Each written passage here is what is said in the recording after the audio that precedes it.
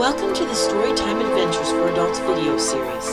Today we'll be reading Part 1, pages 22 through 29 of Songs from the Depths by Meg Swanson. Ryan led us along the trail, and every so often he stopped, briefly consulted the map and his compass, and then took off in an unexpected direction. Every time we did this, the trail narrowed until we were barely on a footpath. Dude, where is this place? Ryan smiled and looked back at his compass. Then he frowned. Marissa and Nova turned. Marissa fisted her hands on her hips, and Nova stepped up to see what Ryan was looking at. "Rye, what's up?" she asked. "My compass. It's spinning." "Well, what does that mean?" Marissa asked impatiently. Ryan shrugged and dropped the compass back in his pocket. "It means, thank gods, we're close, because there's been some sort of weird magnetic shift." Marissa looked at me with worry creasing her brow, and then back at Ryan. "You're sure you know what you're doing?" Ryan looked up from his map. "I sure do." He started to fold it back up as precisely as it had looked when he bought it. "As long as we keep that water tower in front of us, we should be at the site by nightfall." We all turned in the direction that Ryan was pointing, and barely saw the top of a water tower. Nova gripped Ryan's arm and briefly shimmered. "Famous last words, man." It was getting dark. We were all tense, tired, and terse. I smiled at my alliteration. It had been one of Zelda's favorite games to break hard silences. She would nudge me in the back seat, point out the window, and say, "Traffic time, Toots." Toots. The tattoo on my left hand warmed again, this time gently. I didn't often think of my sister, but it felt as though I needed the distraction. She started calling me Toodles after I lost my marbles when I was a kid. I didn't understand the nickname until she made me watch Hook. I told her I hated the nickname, even though secretly I loved it. "John! Hello! Earth to John!" Marissa snapped her fingers impatiently at me. "Jesus, what is your problem?" Marissa narrowed her eyes at me. "This whole trip was your idea, and now Wonder Scout has gotten us lost." "Hey!" Ryan glowered. Wow, things must be really bad if he's mad, I thought. I shook my head to clear it of the memory of my sister and held up my hand for silence. "Here's what we're going to do. We're going to keep heading down this trail, such as it is, until we find a clearing big enough for all of us to set up camp." I adjusted my pack to take some of the weight off my neck and took the lead. We walked in silence for several minutes until we had to stop and get our flashlights out. I maintained my silence, trying to focus on keeping the path of my flashlight's beam, not my growing dread. Marissa and Ryan argued behind me, and 3 shafts of light wavered around me. Suddenly, off to my right, there was a flare of silvery fire that shot above the tree line. "Did you guys see that? That went above the trees!" I asked loudly over the arguing. "Did we see?" Nova started to ask, but as the flames fell back below the trees, the silvery embers started to rain down on us like starlight. "There has to be someone over there. We should go make sure they're okay," I said, concerned. "John, there's no way I'm going over there. Do you know what the kind of magic they could be using?" Ryan asked me through clenched teeth. "Dude, we have to make sure they're okay, especially if they're using magic." "I agree with John, and besides, I think that we've listened to you long enough," Marissa sniped. Ryan lowered his head and frowned at her. "Riss, I know we're all tired and hungry," I said, trying to be diplomatic, "but something has clearly happened that is out of Ryan's control." I walked closer to Ryan. "Dude, I really don't think we have another choice." Ryan took a deep breath and turned to Nova, who materialized at his side. "What do you think?" Nova sighed. "I think that, unless there are a bunch of unseelies over there, we should take the risk." Ryan relented, but held on to Nova's hand. I took my place back at the lead and turned in the direction of the silvery glow. I felt something stir in my memories. No, that wasn't my memory. The vision was trying to push forward. "Damn it, not now," I hissed as I shoved the vision to the back of my brain. Marissa caught up with me. "Hey, are you okay?" I nodded, my jaw clenched. "Fine. just really ready to put this pack down. Marissa squinted at me harshly. No, I don't buy it. Ever since you got back from your grandma's funeral... Just drop it, okay? I didn't mean to shout. Marissa's eyes widened, and she fell back towards Ryan as I kicked the ground and felt like a grade A asshole. Hello? Is someone there? Instinctively, we all turned our flashlights off and stood in stony silence in the growing darkness. Please! It was a woman's voice, and she sounded scared. If there is someone there, please tell me. Ryan held a finger to his lips and shook his head. Marissa scowled at him. I shrugged, and Ryan started gesturing wildly. Hello? Came another plaintive cry.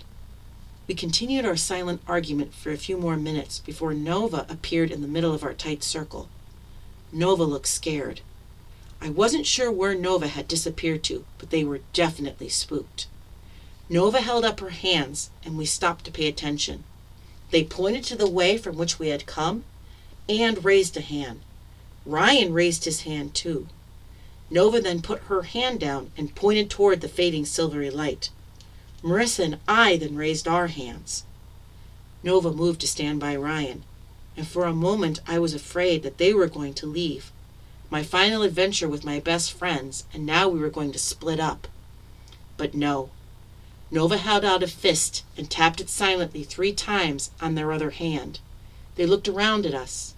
Reluctantly, we all nodded. Fists out. Rock. Paper. Scissors. Shoot, we all mouthed. I threw rock, and across from me, Ryan had thrown scissors.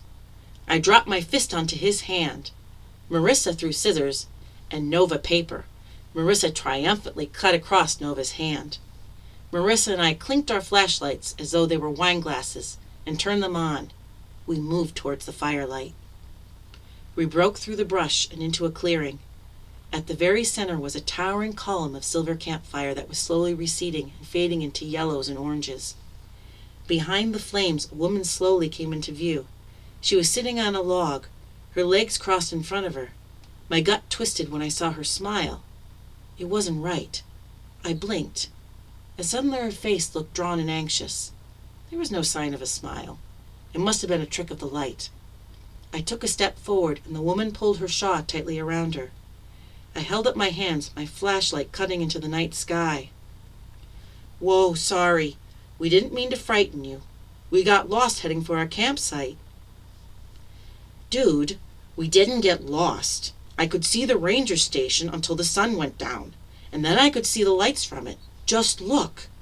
Ryan pointed in the direction we had been heading, and we all turned to look. Where there had been lights in the distance, now there was only darkness. Our landmark was gone. Marissa slapped Ryan on the shoulder. My God, Rye, what have we been following all day? I don't know. The young woman pulled a thermos from her small pack and took a drink. These trails can be treacherous for anyone unfamiliar with them. She smiled down at her thermos as Ryan threw her a dirty look.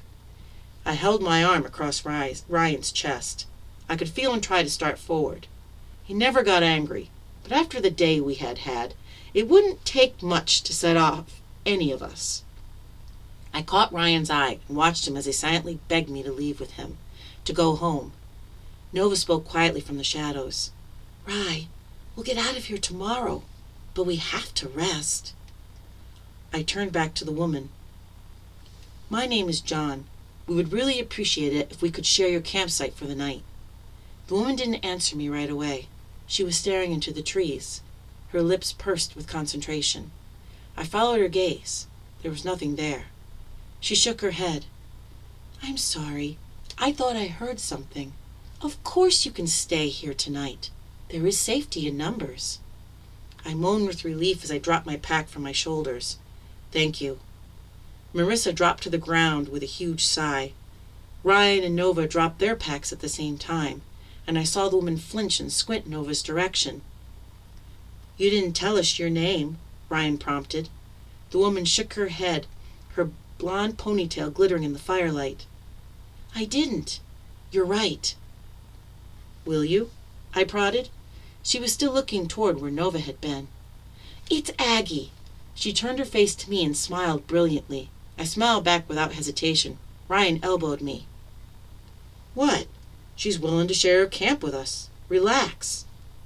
"You don't understand," Ryan whispered vehemently. "No, you don't understand.